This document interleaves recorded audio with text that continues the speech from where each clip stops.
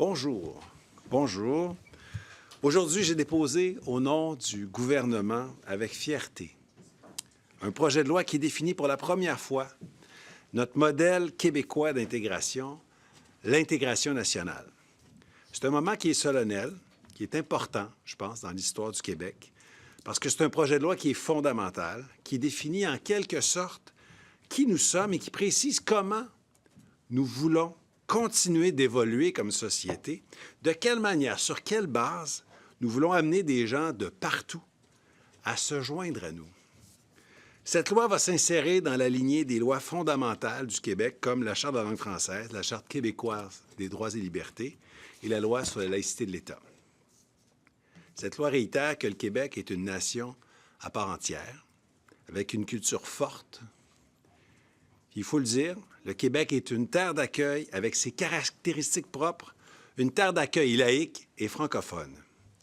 Beaucoup l'ont dit, beaucoup l'ont écrit avant moi, c'est une évidence.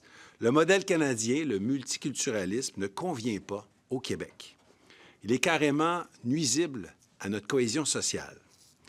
Il est donc temps que le Québec se dote enfin, plus de 50 ans après la création du multiculturalisme canadien, de modèles d'intégration qui nous est propre. Comme gouvernement nationaliste, nous prenons donc nos responsabilités et nous posons un geste fort afin de protéger notre cohésion sociale, notre manière de vivre ensemble, notre identité. L'intégration nationale repose sur des fondements solides que vous retrouverez dans la loi. Mais je vais vous en dénoncer ici quelques-uns. Premièrement, la culture québécoise, c'est le creuset. C'est le lieu de convergence. La culture québécoise, c'est la culture commune du Québec. Deuxièmement, le français est la langue officielle et commune du Québec, on le sait, mais c'est aussi la langue d'intégration à la nation. Troisièmement, l'adhésion de tous aux valeurs québécoises est nécessaire. Je pense notamment à l'égalité homme-femme ou à nos idéaux démocratiques. Quatrièmement, évidemment, l'État du Québec est laïque.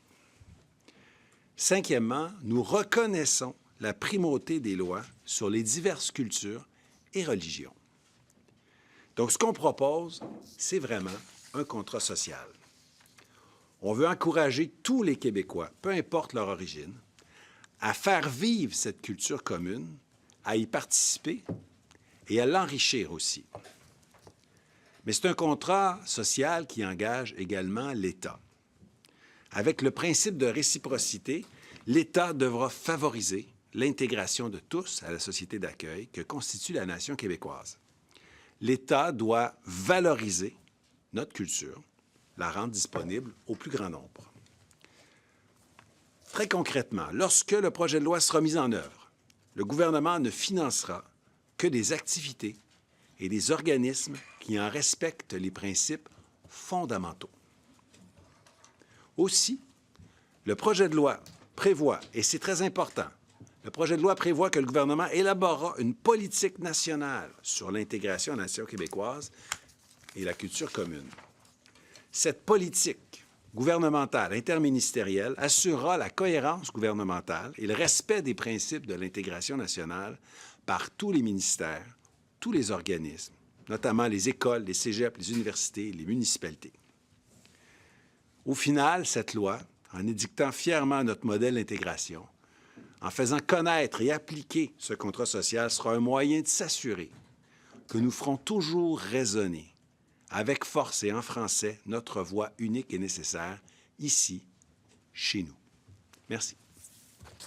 Merci. On va passer à la période des questions. On a une quarantaine de minutes, donc on va essayer d'y aller rondement parce qu'il y a beaucoup de gens